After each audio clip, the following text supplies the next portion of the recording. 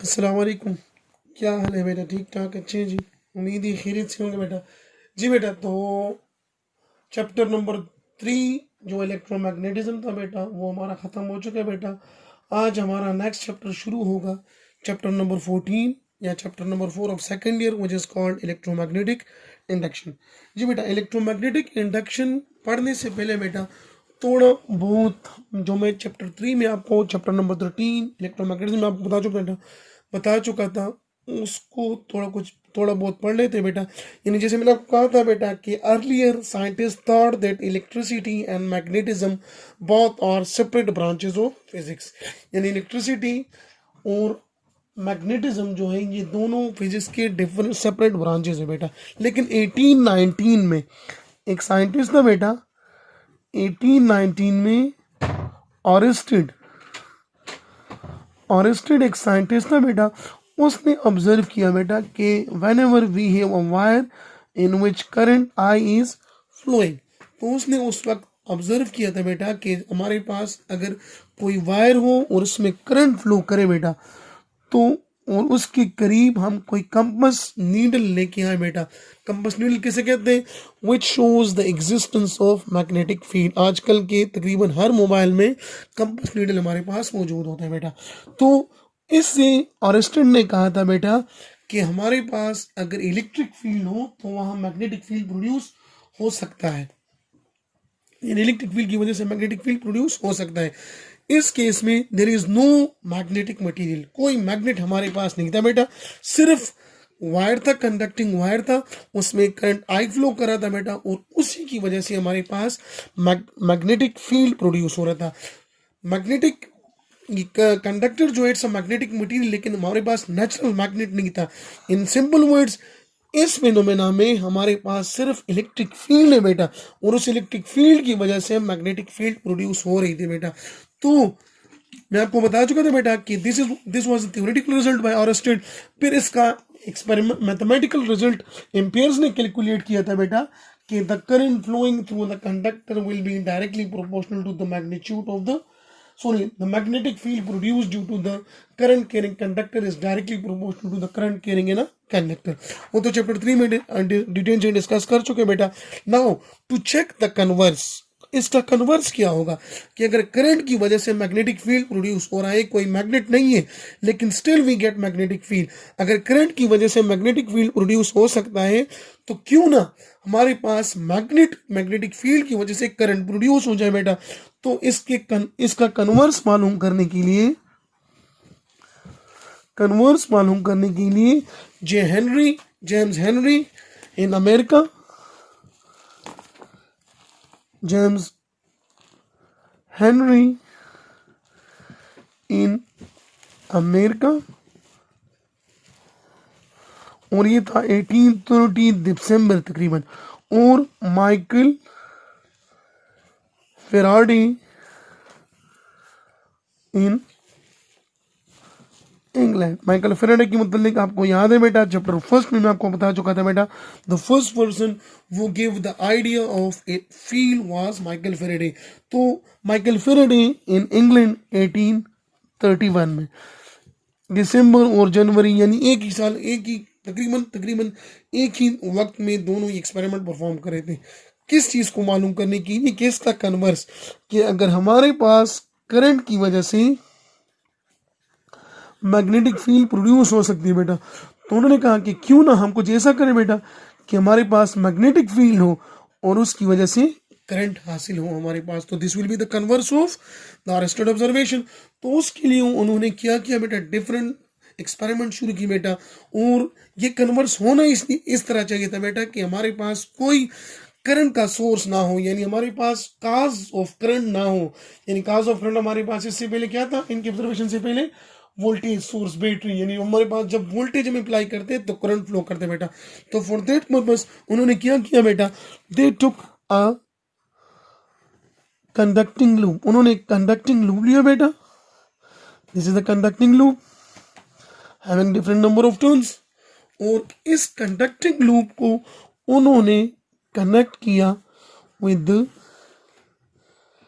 गिल्वानोमीटर। अब गिलवानोमीटर में आपको बता चुका हूँ, हम डिटेल से बढ़ चुके हैं बेटा कि galvanometer is a device use for the detection of a current, for the detection of very small current.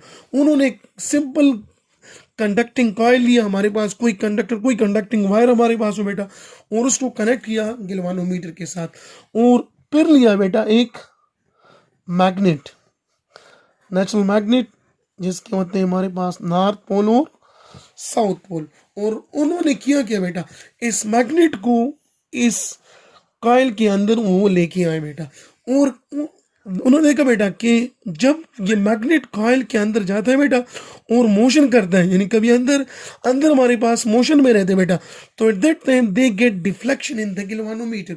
उन्होंने गिलवानोमीटर में डिफ्लेक्शन हासिल की बेटा, यानी गिलवानोमीटर गिव्स डिफ्लेक्शन। तो this is the proof of the converse of the arrested for observation, यानी इधर हमारे पास कोई करंट सोर्स नहीं है, कोई वोल्टेज सोर्स हमारे पास नहीं है, यानी कोई काज ऑफ करंट नहीं है, सिंपल हमारे पास कंडक्टिंग लूप है बेटा, उसको हमने गिलवानोमीटर के साथ कनेक्ट किए बेटा, और ये है मैग्नेट। जब ये मैग्नेट इस कॉइल के अंदर जाता है बेटा और मोशन में रहता है, तो they get deflection in the galvanometer which is the existence of electric field. तो फ्रॉम दिस उन्होंने कहा कि हाँ, कन्वर्स हमारे पास पॉसिबल है। अगर हम करंट की वजह से मैग्नेटिक फील्ड हासिल कर सकते हैं, तो हम मैग्नेटिक फील्ड की वजह से भी करंट हासिल कर सकते हैं बेटा। अब इस फिनोमेना को हम कहते हैं इलेक्ट्रोमैग्नेटिक इंडक्शन। इलेक्ट्रोमैग्नेटिक इंडक्शन को डिफाइन करते हैं बेटा, यही ऑब्जर्वेशन डिटेल से, यानी हम लिखते हैं बेटा कि whenever a magnetic flux linking a conductor, magnetic flux से मुराद हमारे पास number of magnetic field line, यानी नॉर्थ से south pole, number of magnetic field line passing through a surface, इसमें क्या कहते हैं बेटा, magnetic flux, this is a surface. और जब इस सरफेस से हमारे पास फील्ड लाइन पास होंगे बेटा, तो उसे हम कहते हैं मैग्नेटिक फ्लक्स। इधर क्या क्या बेटा, when ever a magnetic flux linking a conductor, जब मैग्नेटिक फ्लक्स किसी कंडक्टर से लिंक कर रहा हो बेटा, और ये चीज इंपॉर्टेंट है बेटा, चेंजेस, और ये फ्लक्स चेंज हो जाए। ये फ्लक्स चेंज कब होगा बेटा, मैंने आपको कहा था बेटा कि उन्होंने ऑब्जर्व किया था कि जब ये मैग्नेट मोशन में हो तब गिलवानोमीटर डिफ्लेक्शन शो कर रहा था बेटा। तो from this they conclude that when a magnetic flux linking a conductor is change हो जाए बेटा, an EMF is induce in the conductor, galvanometer deflection देगा which is the existence of current. तो an EMF is induce in the conductor, this phenomena is called electromagnetic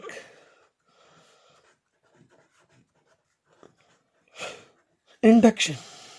यानी हमारे पास कोई conductor हो बेटा, उससे फ्लक्स लिंक कर रहा हो बेटा, और वो फ्लक्स हम चेंज कर दें, तो इस चेंज इन फ्लक्स की वजह से हमारे पास उस कंडक्टर में ईएमएफ इंड्यूस होगा बेटा। इस ईएमएफ को हम कहते हैं इंड्यूस ईएमएफ, यानी जो ईएमएफ इधर प्रोड्यूस होता है बेटा, इस ईएमएफ को कहा जाता है बेटा इंड्यूस्ड ईएमएफ। तो this is the converse of Oersted's observation, यानी अब हम कह सकते हैं बेटा, if change in electric field produce magnetic field, then change in magnetic field produce electric field. तो क्या चैप्टर 5 एसी सर्किट्स में हम प्रूव भी करेंगे, व्हिच इज मैक्सवेल इक्वेशन, कि change in electric field will produce magnetic field and change in magnetic field will produce electric field. So this is all about the introduction of electromagnetic induction, कि हमारे पास electromagnetic induction किसे कहते हैं बेटा, कि whenever a magnetic flux linking a conductor, कोई magnetic flux किसी conductor से लिंक कर रहा हो बेटा, और उस फ्लक्स को हम चेंज कर दें बेटा, तो इस चेंज इन फ्लक्स की वजह से हमारे पास ईएमएफ प्रोड्यूस होगा कंडक्टर में, और इस ईएमएफ को हम कहते हैं इंड्यूस ईएमएफ, और इस फिनोमेना को कहा जाता है बेटा इलेक्ट्रोमैग्नेटिक इंडक्शन। जी बेटा याद रखो, उन्होंने ऑब्जर्व किया था कि अगर ये कॉइल हो बेटा, दिस इज ए कॉइल, और इसके साथ गिलवानोमीटर कनेक्ट है बेटा। Consider we have a magnet, इसका एक पोल है बेटा नॉर्थ, दूसरा है साउथ, और साउथ को हम कॉइल की तरफ लेके जा रहे हैं बेटा। तो consider galvanometer shows deflection in this direction from left to right, यानी गिलवानोमीटर हमें लेफ्ट से राइट की तरफ डिफ्लेक्शन देगा। और अगर हम इस तरह कर दें बेटा कि यही कॉइल हो और इस ये गैल्वेनोमीटर के साथ कनेक्ट हो और अब ये मैग्नेट इसके अंदर हो बेटा, यानी ये साउथ और ये नॉर्थ, और इसको हम बाहर निकाले बेटा, तो then in this case galvanometer will give deflection in opposite direction. और इसको आप इस तरह भी कह सकते हो, अगर इस मैग्नेट को मैं चेंज कर दूं बेटा, साउथ की जगह मैं नॉर्थ अंदर लेके चला जाऊं बेटा, दिस इज नॉर्थ और ये साउथ, तो इस वक्त हमारे पास गैल्वेनोमीटर तब भी डिफ्लेक्शन देगा लेकिन इसकी डायरेक्शन अपोजिट हो जाएगी। यानी पहले अगर हमारे पास current from left to right था, तो दूसरे केस में हमारे पास current from right to left. Remember बेटा, here necessary condition for induce EMF, induce EMF के लिए हमारे पास नेसेसरी कंडीशन जो है बेटा वो है नेसेसरी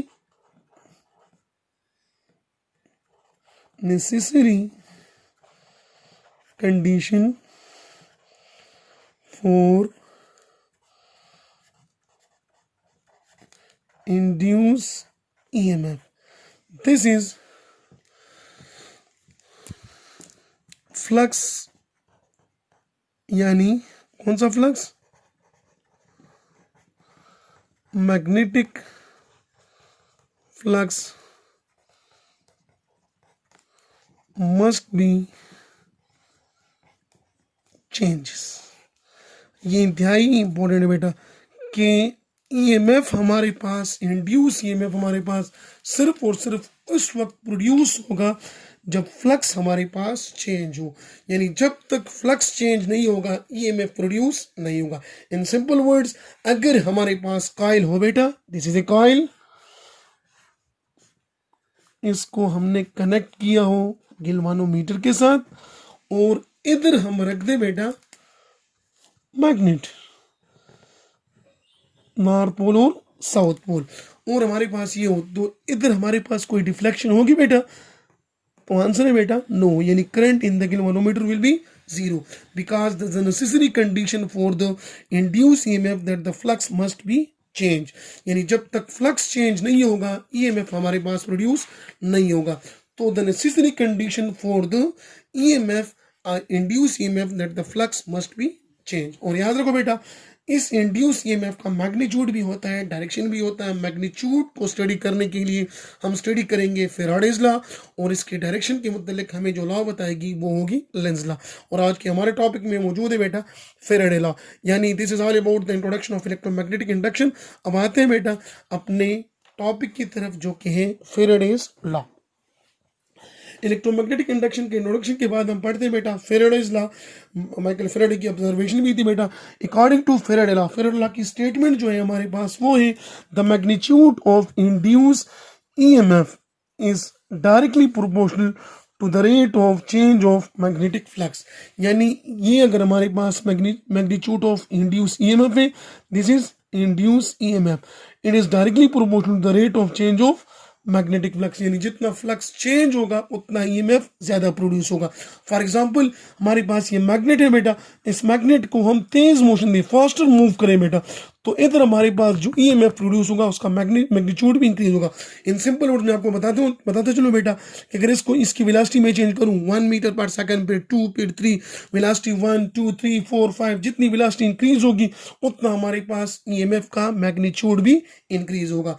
और अगर वेलोसिटी में डिक्रीज करना शुरू कर दो, फॉर एग्जांपल 10 मीटर पर सेकंड है, 9 मीटर पर सेकंड, फिर हमारे पास 8, फिर 7, 5, 4, जितना कम करते जाऊंगा यानी मोशन ऑफ मैग्नेट कम होगी बेटा, स्लो होगी तो ईएमएफ का मैग्नीट्यूड कम होगा, और मोशन ऑफ मैग्नेट ज्यादा होगा तो ईएमएफ का मैग्नीट्यूड भी ज्यादा होगा। तो from Faraday's law we say the magnitude of induced EMF is directly proportional to the rate of change of magnetic flux, यानी this is a magnet और ये हमारे पास कॉइल, और इस कॉइल में जो EMF प्रोड्यूस होगा this will be directly proportional to the rate of change of magnetic flux. Now ये तो हमारे पास कितने कॉइल है बेटा, ये नंबर ऑफ टर्न्स हमारे पास है 1। नाउ अब अगर हमारे पास नंबर ऑफ टर्न्स एक से ज्यादा हो जाए, यानी if we have n number of turns,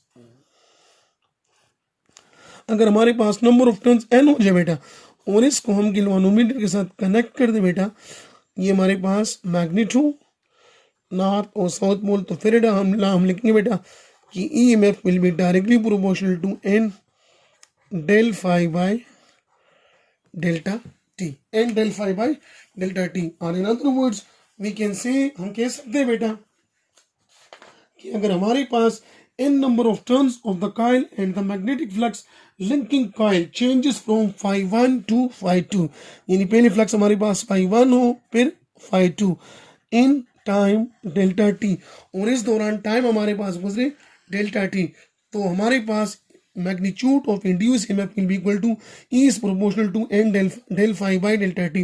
अब हम जानते हैं बेटा प्रोपोर्शनलिटी साइन हटाने के लिए we use constant E is equal to constant time N del phi by delta t. Here constant is k which is equal to 1. So we write E is equal to n del phi by delta t. This is the mathematical form of Faraday's law. यानी अंदर से हम कहते हैं बेटा कि where phi is magnetic flux, t time, and is number of turns, and E is induced EMF.